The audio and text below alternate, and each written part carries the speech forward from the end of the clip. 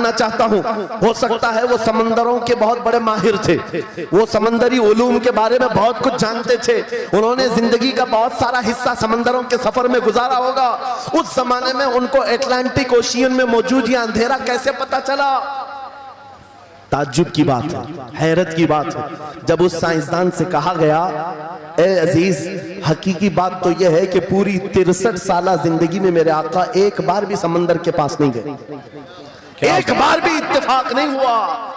तब वो कहता है, जो बंदा कभी समंदर के सफर पर गया ही नहीं और वो अटलांटिक ओशियन में मौजूद अंधेरियों की बात करता है, तो फिर ये अपने पेट से नहीं, ये अल्लाह की बात कर रहा है। क्या बात, बेशक ये खालिक समंदर की बात कर रहा है, जिसने वो अंधेरियां पैदा की। मेरे अजीजों, आपसे मेरा खिताब इसलिए है कि जो ज़ख़ीरे अल्लाह ताला ने हमारी किताब मुक़द्दस में रखे हैं, इसको हल करते करते लोगों के बाल सफेद हो गए।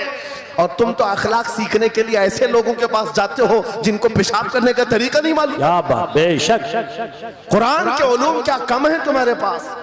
अब मैं आता हूं, ये तो साइंसी बातें हो गई, मैथमेटिक्स तो पूरा कुरान में इतना है, बयान करते करते मैं सुबह कर डालूं। कुरान पाक के अददी एजाजात, कुरान पाक के हिसाब, रियाजी, मैथमेटिक्स के फंडे, बहुत कुछ है। फिजिक्स के बारे में है, ज्योग्राफी के बारे में है, अलजिब्रा के बारे में है, साइंस के बारे में है। ये तमाम उलूम तो एक मिसाल के तौर पर मैं आपके सामने रख रहा हूं, लेकिन अफसोस मैं उस कौम से बात कर रहा हूं जिस कौम ने कुरान को छूना भी बंद कर दिया है। जाकर के देखें, आज ही जाकर के देखें, घरों के अंदर तुम्हारे टीवी, फ्रिज और वॉशिंग मशीन तो धूल से साफ होंगे, रोजाना साफ करते होंगे, कुरान को हफ्ते हो गए कभी छुआ भी नहीं। गर्द जमी हुई, धूल लगी हुई है। कुरान के साथ ये नाइंसाफी बंद कर दो, कुरान के साथ ये दोहरा मेयार बंद करो। आपको पता है, क़यामत के दिन मेरे आका फरमाते हैं, जो दो चीजें जिसकी हिमायत में आ गई उसको जन्नत में जाने से कोई नहीं रोकेगा, और दो चीजें जिसके खिलाफ खड़ी हो गई फिर उसको दोज़ख में जाने से भी कोई नहीं रोक सकता। हुजूर से पूछा गया, वो दो चीजें क्या हैं? हुजूर फरमाते हैं, जिसकी हिमायत में रमजान और कुरान खड़े हो गए उसका जन्नत में जाना तय हो जाता। क्या बात, वाह वाह। और जिसके खिलाफ खड़े हो गए रमजान और कुरान, हुजूर फरमाते हैं फिर उसका दोज़ख में जाना तय हो जाता। अल्लाह अकबर। अल्लाह के रसूल, दानाए ग़ुयूब, कायनात के सरदार मेरे आका दुआ करते हैं, अल्लाहुम्मा जअलिल कुरान हुज्जतन लना ला हुज्जतन अलैना। ये मेरे नबी की दुआ है। आप तवज्जो करें, हुजूर जब ये दुआ कर रहे हैं, ऐ अल्लाह कुरान को क़यामत के दिन मेरा हिमायती बना, मेरे खिलाफ ना बना। क्या बात, वाह। साहिब कुरान खुद कह रहे हैं, क़यामत के दिन इसको हमारे खिलाफ ना खड़ा कर, कुरान को हमारा हिमायती बना। ऐ लोगों, हम कौन सी जिंदगी गुजार रहे हैं आज? बहुत दूर हम आ चुके हैं, बहुत दूर हम आ चुके हैं। आज कुरान की तालीम को भी इतना सस्ता समझा जाता है, इतना सस्ता कि आपके पास अगर बच्चे के पास टाइम हुआ तो मदरसा भेजो, नहीं तो छोड़ो जाए। मदरसों में आने वाले वो बच्चे जिनकी नाक बह रही हो, कपड़े ढंग के ना हो, कारी साहब और हाफिज साहब खुद ही उसको साफ भी करें, खुद ही पढ़ा करके भी भेजे। क्या तुम अपने वक्त की मशहूर कॉन्वेंट स्कूल में भी इसी तरह अपने बच्चों को भेजते हो? वहां पर गैर हाजिरी से कितना डरते हो, अपनी छुट्टियां तर्क कर देते हो, रिश्तेदारों से मिलना बंद कर देते हो। नहीं, बच्चे की स्कूल छूट सकती है, लेकिन कुरान के साथ कैसा दोहरा सलूक है, कुरान के साथ कैसा मेयार है, आपको मैं बताता हूं। इमाम हमारे सिराजुल उम्मा इमाम आजम अबू हनीफा रज़ी अल्लाह ताला ने अपने बेटे को जिस कारी कुरान के पास पढ़ने के लिए भेजा करते थे, कारी साहब ने इमाम आजम के बच्चे को पूरा कुरान पढ़ा दिया।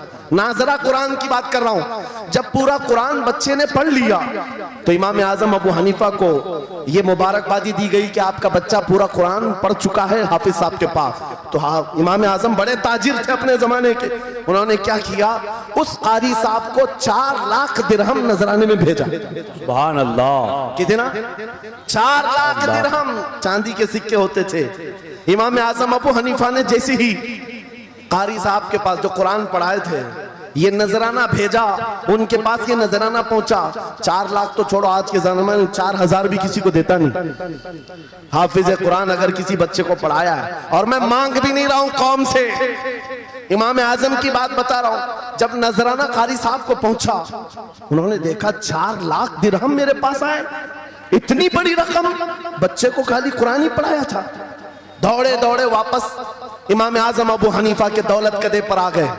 घर पर आए, कहा हुजूर आपसे मैं ये पूछना चाहता हूँ कि गलती से तो ये रकम मेरे पास नहीं आ गई, ये किस लिए दी गई है? कहा कि ये तो आपने कुरान बच्चे को पढ़ाया, मैंने हदियतन भेजा है। कहा हुजूर सिर्फ नाजरा कुरान ही तो पढ़ाया, इतनी बड़ी रकम। इमाम आजम अबू हनीफा ने कहा कारी साहब आज चले जाओ, और अपने बेटे को बुलाया, इधर आ बेटा, कल से इस हाफिज के पास पढ़ने के लिए तू हरगिज नहीं जाएगा, कल से इसके पास तू इल्म हासिल करने नहीं जाएगा। बच्चे ने पूछा हुजूर क्या हो गया? कहा जो बंदा मेरे 4 लाख दिरहम को कुरान से बड़ा समझता है, मैं उसके पास अपने बेटे को नहीं पढ़ा सकता। वाह वाह वाह वाह। मैंने तो कुरान का एक हर्फ की कीमत नहीं अदा की, उसने कुरान के ऊपर मेरी रकम को समझ लिया। अल्लाह। आज हमने कुरान को कहां समझ लिया है? वो इमाम आजम अबू हनीफा फरमाते हैं जो कुरान से ज्यादा माल को अहमियत देता है उसके पास बच्चों को पढ़ाओ भी मत, ना पढ़ाओ। अजीजा ने गिरामी वक़ार, हमारा ये दोहरा सलूक, हमारा ये दोहरा मेयार कुरान के साथ जो हमारी नाइंसाफी है, हमें अखलाकी पस्ती में लाकर खड़ा कर चुकी है, अखलाकी पस्ती में लाकर खड़ा कर चुकी है।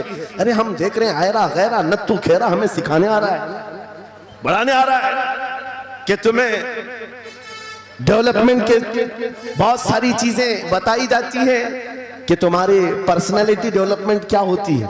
अलीगढ़ वाले तो नौजवान बहुत सारे जो स्टूडेंट्स हैं जानते होंगे, बीए कर लिया, एमए कर लिया, बीकॉम कर लिया या कुछ भी कर लिया, डिग्री हासिल कर लिया।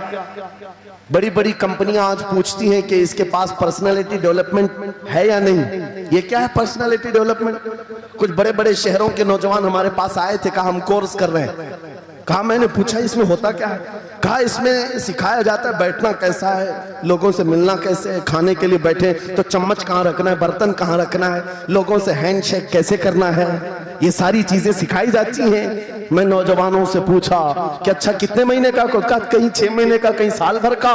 कहा अफसोस है उस कौम पर जिसका रसूल आया था ये कहते हुए बुइस्तु लिउतम्मिम मकारिमल अखलाक, मैं सबसे बुलंद अखलाक सिखाने के लिए दुनिया में आया हूँ। उस रसूल की उम्मत आज ऐसे लोगों के पास अखलाक सीखने जा रही है जिसको हलाल और हराम की तमीज नहीं, जिसको खड़े होकर पेशाब करने में फख्र लगता हो, उसके पास तो ये अखलाक सीखने जा रहे हैं, पर्सनैलिटी डेवलपमेंट सीखने जा रहे हैं। और मैं तुम्हें बताता हूं कुरानी अखलाक क्या है। मौला करीम ने अपने हबीब को जो बयान किया है, सूरह लुकमान उठाओ, बाप अपने बेटे को नसीहत क्या क्या करता है, अगर 3 आयतें भी पढ़ लो तुम्हारी जिंदगी सुधर जाएगी। लुकमान हकीम अपने बेटे से कहते हैं या बुनैया अक़िमिस सलात वअमुर बिल मारूफ वन्हा अनिल मुनकर वस्बिर अला मा असाबक, ऐ बेटा नमाज पढ़ा कर, बुराइयों से बचा कर, अच्छाइयों की बात कर, जो मुसीबत आए उस पर सब्र कर। ये सिर्फ जुमले नहीं है, ये जुमले नहीं है। लुकमान हकीम ने अपने बेटे को जो डराया था, कुरान कहता है या बुनैया इन्नहा इन तकु मिस्काल हब्बतिन मिन खरदलिन फतकुन फी सखरतिन औ फी समाई औ फिल अर्दी याति बिहा अल्लाह। आज हर बाप को चाहिए कि ये नसीहत अपने बेटे को करे। क्या बात, हर बाप अपने बच्चे को ये बात बताए, सुनो क्या लुकमान कहते हैं, बेटा बुराई अगर तूने कर लिया, ये मत समझना कि मैं रात के अंधेरे में छुप कर लिया। आज तुम्हारे हाथ में मोबाइल गुनाहों का अड्डा बन करके आया है, सिर्फ एक टच स्क्रीन पर सारी दुनिया तुम्हारे सामने नंगी नाचती हुई नजर आती है। कितने नौजवानों ने अपने अखलाक का कत्ल कर लिया है, उनकी आंखें हया से नापाक हो गई हैं। कितने लोगों ने अपना नूरे ईमान बेच दिया मोबाइल की स्क्रीन पर चलने वाली इन बेहया तस्वीरों पर। कितने तो फरेफ्ता हो गए, कितने जवानी बर्बाद कर चुके। तुम क्या समझते हो?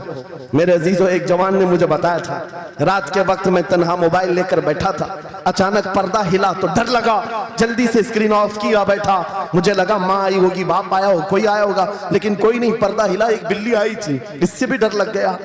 मैंने कहा पर्दे के हिलने से इतना डर है कि कोई आ जाए, तेरा ईमान कहां गया? वो मौला कहता है यअलमु खाइनतल अयुनि वमा तुख्फी सुदूर, वो रब तुम्हारे दिलों में गुजरने वाले हालात को भी देख रहा है, बेशक तुम्हारी आंखों की खयानत को भी वो देख रहा है। जब तुम्हारा यकीन ही खत्म हो गया तो क्या करोगे?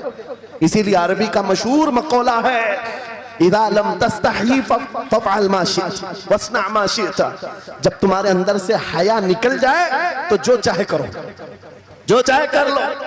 आज लुकमान हकीम की वो बात मैं पेश कर रहा था, आयत मुकम्मल करता हूं। बाप अपने बेटे से कहता है, अगर बुराई कर लिया तूने, अगर बेहयाई हो गई, ये मत समझ के बहुत छुप करके किया। आज से 4000 साल पहले लुकमान हकीम कह रहे हैं अपने बेटे से, अगर बुराई तो आसमानों में जाकर करेगा, या पहाड़ के अंदर घुस कर करे, या जमीन के अंदर जाकर करे, कहीं पर भी कर ले। जबकि ये तीनों चीजें उनके जमाने में नहीं थी। न पहाड़ों के अंदर जाकर के करने का तस्वुर, न जमीनों के अंदर जाने का, न आसमानों में उड़ने का तस्वुर। ये सब आज के दौर में मुमकिन है। और लुकमान हकीम कहते हैं, अगर तू इन सब जगहों पर जाकर कहीं पर भी करेगा, याती भी अल्लाह वो तेरे सामने लेके आएगा। बेशक वमन यअमल मिस्काल ज़र्रतिन खैरन यरा वमन यअमल मिस्काल ज़र्रतिन शर्रन यरा। तुम अगर राई के दाने के बराबर भी नेकी करो, अल्लाह वो तुम्हें दिखाएगा। राई के दाने के बराबर भी बुराई करो, अल्लाह तुम्हें दिखाएगा। अखलाक सीखने के लिए दूसरी जगह जाते हो, अगर ये फार्मूला किसी को याद हो जाए, मैं कहता हूं सारे सीसीटीवी कैमरे बंद हो जाए, इस बंदे को कोई बहका नहीं सकता, जिसके दिल में सिर्फ इतना ख्याल है कि मेरा मौला मुझे देख रहा है, बेशक बेशक मेरा रब मुझे देख रहा है। उसकी निगरानी के लिए किसी कैमरे की जरूरत नहीं, किसी सीसीटीवी की जरूरत नहीं। अजीजा ने गिरामी औकार, बच्चों के दिलों में अखलाक बाद में आएंगे, अल्लाह का खौफ उनके दिल में डालो। अल्लाह देख रहा है, एक दिन तुम्हें हाजिर होना है, सब लाया जाएगा, सब लाया जाएगा। जो कुछ किया था, जो कुछ कहा था, सब लाया जाएगा। लुकमान हकीम ने अपने बेटे को अखलाक सिखाया।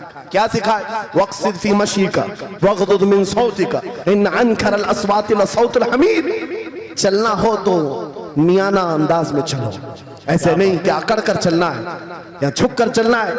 एतदाल के साथ चलो और आवाज को नरम रखा करो। बेशक कुरान कहता है सबसे बुरी आवाज गधे की आवाज है। लोग आज चिल्लाते हैं एक दूसरे को, ठट्टे मारते रहते हैं। ये महफिलों के आदाब भी नहीं, ना ही तुम्हारे अखलाक हैं। इसीलिए शेख सादी ने फरमाया है, तामर्द सुखन न गुफ्ता बाशत ऐबो हुनरश न हुफ्ता बाशत। जब तक आदमी बात नहीं करता, उसकी अच्छाइयां भी मालूम नहीं होती, उसकी बुराइयां भी नहीं मालूम होती। बेशक जब बात करता है तो पता चल जाता है इसके अखलाक कैसे। बात करता है तो समझ में आ जाता है कौन सी कैटेगरी का है। इसलिए अपनी जुबान को ऐसी रखो कि दुनिया तुम्हें आला नस्ल का समझ सके। बात करो तो तमीज के साथ, चीख पुकार करना, एक दूसरे को इस तरह से बात करना नौजवानों में आज आम हो गया। कुरान कहता है अपनी आवाजों को पस्त करो। एक और बात रब फरमाता है, वला तुसइर खद्दक लिन्नास, लोगों को से मुंह मोड़ करके बात मत करना।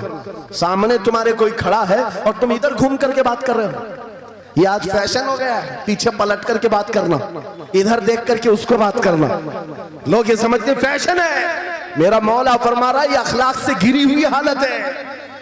जब बात करो तो आमने सामने, लोगों से मुंह टेढ़ा करके बात ना करना। ये अखलाक कौन सिखा रहा है? ये कुरान अजीम है। तुम पर्सनालिटी डेवलपमेंट सीखने की बात कर रहे हो, तालीमात इस्लाम को छोड़कर क्या पर्सनालिटी डेवलपमेंट हासिल कर पाओ? तुम्हारे पास सब कुछ है लेकिन सीखना नहीं चाहते। आज तक नौजवानों में से मुझे कोई मिला नहीं इस तरह से कि लोग आते हैं, मुफ्ती साहब बीवी को 2 तलाक दे दिया, 3 तलाक दे दिया, अब क्या करना है, इद्दत कैसे गुजारना है। या ज्यादा से ज्यादा दारुल इफ्ता में आते हैं, मुफ्तियान इकराम होंगे, झगड़े के मसाइल लेकर के आते हैं, बाप मर गए, इसको कितना मिलना है, इसको कितना मिलना है। अरे जिंदगी गुजर गई, कभी आ करके ये क्यों नहीं पूछा मेरे घर में मंगनी हो रही है, शादी हो रही है, ये बताएं मेरे मुस्तफा ने कैसे शादी की? क्या बात है, क्या बात। बेशक ये क्यों नहीं पूछा? मैं बीमार हो गया हूं, मुझे बताएं रसूलुल्लाह ने बीमारी के आलम में क्या कहने का हुक्म किया? क्या अगर तलब हो मेरे नबी के पीछे चलने की तो बंदा ढूंढ ढूंढ कर चलेगा, बेशक ढूंढ ढूंढ कर चलेगा। बेशक हज़रत इमाम अबू यूसुफ के बारे में और बाद में इमाम अहमद बिन हम्बल के बारे में कहा कि आपने कलिंगर खाने का बहुत शौक था, तरबूज, आप तरबूज कहते हैं?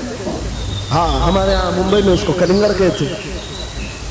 और उन्होंने ये कहा कि ये सुन्नत भी है। मुझे रिवायत मिली है कि हुजूर ने भी खाया लेकिन जिंदगी भर खाए नहीं। मुरीदीन ने पूछा कि हुजूर जब सुन्नत भी है और आपको शौक भी है, खाते क्यों नहीं? कहते हैं अब तक मैं वो तरीका ढूंढ रहा हूँ कि मेरे नबी ने कितने टुकड़े करके खाए। अल्लाह अकबर, अल्लाह अकबर, वाह वाह। मुझे वो तरीका चाहिए। हुजूर के पीछे चलने वाला ढूंढ ढूंढ करके अमल करता है। और आज हमने जिंदगियां ऐसी बनाई हुई हैं कि लगता है दारुल इफ्ता मुफ्ती और उलमा सिर्फ तलाक के लिए है। ये इद्दत के मसले पूछने के लिए, विरासत के मसले पूछने के लिए। अरे हमें भी काम दो, हम ढूंढ ढूंढ कर तुम्हें बताएं मेरे नबी चलते कैसे थे, मेरे नबी बात कैसे करते थे, लोगों से मुसाफा कैसे करते थे, लोगों के सामने आते तो कपड़े कैसे पहनते थे, मेरे नबी की नमाजें कैसी थी, हुजूर जब दस्तरखान पर बैठते कहां से शुरू करते कहां से खत्म करते। इस काम पर भी तो उलमा को लगाया करते ताकि तुम्हें पता चलता मुझे कहीं